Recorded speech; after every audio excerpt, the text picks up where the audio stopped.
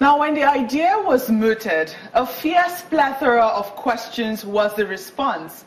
But today, whether or not we like it or even support it, the Abuja airport has been shut down, and this was how it was announced.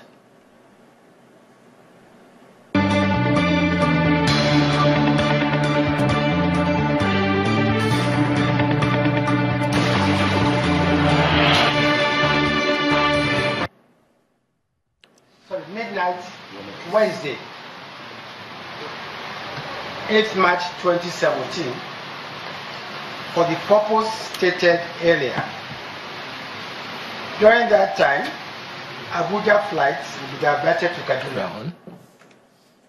Are we on?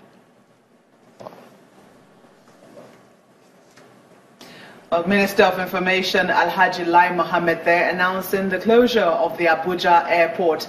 Hello everyone, welcome to another edition of Hard Copy, the program where we bring you the people behind the news. I'm Maupe Ogun. It's been 5 days since the Minister of Information made that announcement and 3 days since it was implemented. Despite the huge inconveniences, assurances have been given that all will be well and Nigerians will be winners at the end. What no one has addressed or mentioned is at what cost. Tonight, I focus on just one aspect of the cost, security. These are the arrangements that the Nigeria Police Inspector General Ibrahim Idris says have been made to keep travelers safe.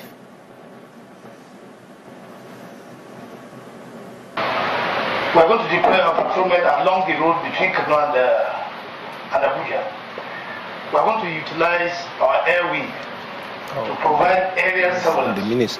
In both airports, we're deploying some special units there. We're going to deploy even our first and the sniffer dogs that we're deploying at the airport. We have our EOD, that's Explosive Ordnance Department.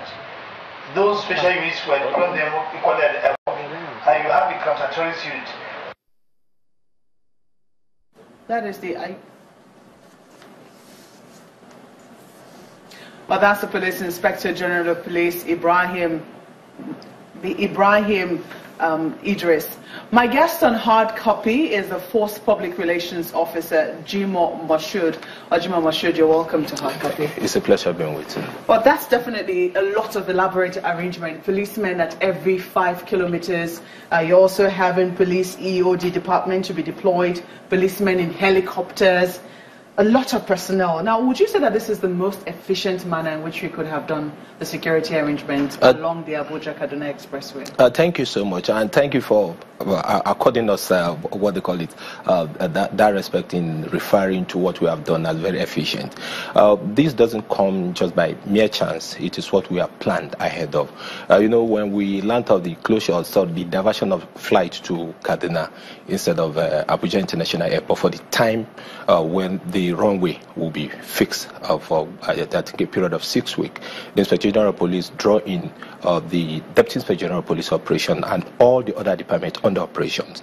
And before now, we are attending a series of meetings with other stakeholders, the aviation, the Ministry of Transport, and equally the private and commercial airlines in the country to ensure that everything is itch-free. On our own part, you know, before now, in the mid of last year, getting to around July, Operation Maximum Safety was launched by the Inspector General of Police IGP Ibrahim Idris between Kaduna and Abuja to ensure that we reassure people of their security. At that point in time, PMF, Police Mobile Force, the counter-terrorist unit, the conventional police with patrol team were deployed 5-kilometer interval throughout the route. So when this issue now came up, we beef up, in addition to what we have on the ground, the Inspector General of Police made additional deployment, and that's why you see the police helicopters are equally involved so that we conduct area surveillance all the time.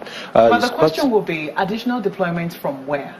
The police always says they are understaffed, they don't have enough personnel, they're looking to hire. Yes, 2015 there was an approval given for about 10,000 policemen extra. They have always threatened. I think when the IG Festival came, one of the things he said he was going to do was also withdraw the private security arrangement of quite a number of VIPs in the country just to boost the number of personnel. So where did they get this personnel from? Thank you so much. It is important to let people know that the strength of the police force, when you look at the UN ratio of 1 policeman to 400 people, we are short of that, and there's a need to have more policemen on board. But that does not mean we don't have enough strength to carry out day-to-day operations. It would be better if we have this personnel coming up, and you know, for over 5 years the police have not done recruitment of the lower cadre of the force. The constables recruits have not been coming in, and that's deplete the attrition rate equally of the force. People died naturally, people died during operations and things like that. The attrition rate is equally another issue to be considered. So this personnel that we are deploying are personnel, you know, we have the Kaduna State Police Command, you equally have the FCT Police Command and Niger State Police Command having territory within these regions. So we don't need to go outer space to be able to get personnel to be deployed. These personnel are moved up from the force, because we have different departments of the force, and it is these different departments that are actually being deployed.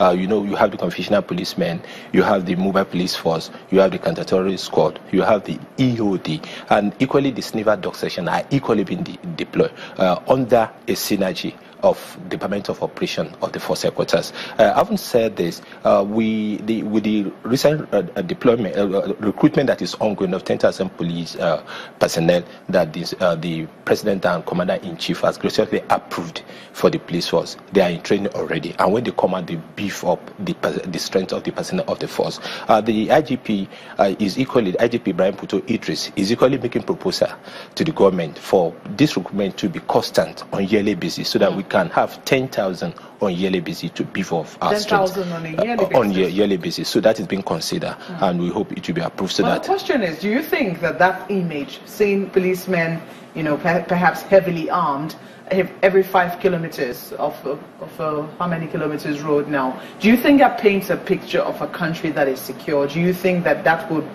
even make people put them on the edge, that if you leave Abuja, for instance, perhaps nowhere else is safe in the country? Oh, no, thank you so much. It is important to get this done, because you have to look at the threats, or probably when you are planning an operation, you look at those variables that can tends to rubbish your operation. You plan ahead of time, and that is why it is important to arm these policemen properly to prepare for any eventuality. We don't expect any armed group coming on the road to snatch a vehicle, or probably to distort the travelers from where they are going to. When you look at it, we are more proactive in the sense that, apart from those visible, because an average Nigerian, if you see policemen on the road and they are not armed, you don't feel secured. The firearm that we are issued to this person is to protect the people, and equally protect the person bearing the firearm. It's not that they harm to scare people. In the sense that when you have this person deployed not too far from each other, they can communicate effectively. They can even react to a situation that can come up.